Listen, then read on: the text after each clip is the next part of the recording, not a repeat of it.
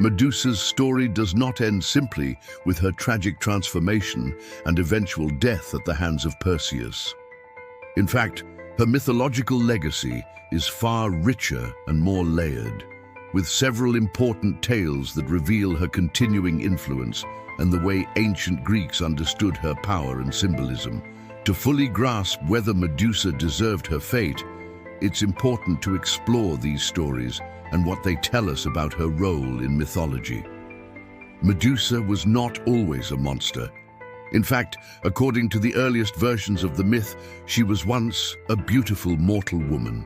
She was said to possess stunning features, with flowing hair that made her the envy of many.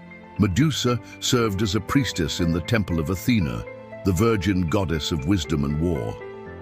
This temple was a sacred place, and as a priestess, Medusa was expected to remain pure and devoted. Her beauty was well known, and many admired her for it. But this beauty also made her a target. One of the most critical and troubling parts of Medusa's story is her encounter with Poseidon, the powerful god of the sea. In some accounts, Poseidon was attracted to Medusa and forced himself upon her inside Athena's temple. This act of violence was a violation not only against Medusa, but also a desecration of Athena's sacred space. What makes the story so painful is that Medusa was the victim of this crime, yet the punishment was directed toward her, not Poseidon. Instead of punishing the god who committed the offense, Athena's wrath fell on Medusa. To punish her, Athena transformed Medusa's beautiful hair into writhing snakes and cursed her so that anyone who looked directly at her would be instantly turned to stone. Medusa was cast out, forced to live in isolation, feared and hated by all. This transformation was not just a punishment, but a severe and cruel change that turned Medusa into a monster, a Gorgon. This part of the myth raises important questions about justice and the treatment of victims. Why was Medusa blamed for the actions of a god? Why was the goddess who was supposed to protect her instead the one who punished her? Many scholars and modern storytellers see this as a story of victim blaming, where the victim of a terrible act is punished instead of the perpetrator. It reflects the ancient world's harsh realities and how power dynamics often favored gods over mortals, especially women. Medusa's fate highlights a common theme in Greek mythology, the use of transformation as both punishment and protection.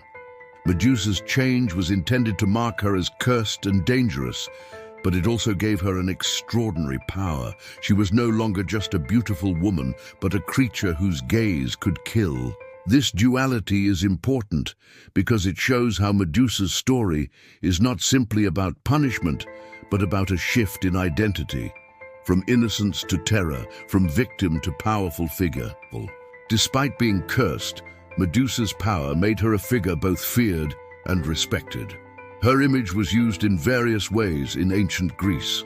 For example, the Gorgon's head, called the Gorgoneion, was often depicted on shields, armor, and buildings as a protective symbol meant to ward off evil and enemies. This suggests that although Medusa was seen as monstrous, her power was also harnessed for protection, showing that her curse came with a strange kind of strength. Medusa's story does not end with her transformation. The hero Perseus was sent on a dangerous mission to kill her. With the help of gifts from the gods, like a reflective shield from Athena, a sword from Hermes, and a helm of invisibility from Hades, Perseus was able to approach Medusa without looking directly at her. Using the shield as a mirror, he beheaded her, ending her life but not her power. Perseus used Medusa's severed head as a weapon, turning his enemies to stone, which allowed her power to live on beyond her death. This ending is also complicated. It raises questions about power and control. Medusa's power was not destroyed. Instead, it was taken by a male hero and used as a tool for his own success. This reflects another aspect of many myths, how female figures' power is often appropriated or controlled by male figures. Medusa's tragic story is not only about punishment, but also about how her identity and strength were shaped by the gods and heroes around her. So when we ask if Medusa deserved her fate, we have to consider all these factors. She was a victim of violence and injustice, punished unfairly by a goddess, rather than protected. Her transformation was cruel, turning her from a respected priestess into a feared monster. But this curse also gave her a kind of power, even if it isolated her from the world. Her story invites us to question the fairness of divine justice and how myths reflect the values and problems of the society that created them. In modern times, Medusa has become a symbol of misunderstood strength and injustice. Many see her as a figure representing the silencing and punishment of victims, especially women. Her story resonates with ongoing conversations about victim blaming and the abuse of power. Far from being just a scary monster, Medusa's fate asks us to think about who truly deserves punishment and how power and justice are often intertwined with bias and unfairness. Medusa's story does not end simply with her tragic transformation and eventual death at the hands of Perseus. In fact, her mythological legacy is far richer and more layered, with several important tales that reveal her continuing influence and the way ancient Greeks understood her power and symbolism. To fully grasp whether Medusa deserved her fate, it's important to explore these stories and what they tell us about her role in mythology.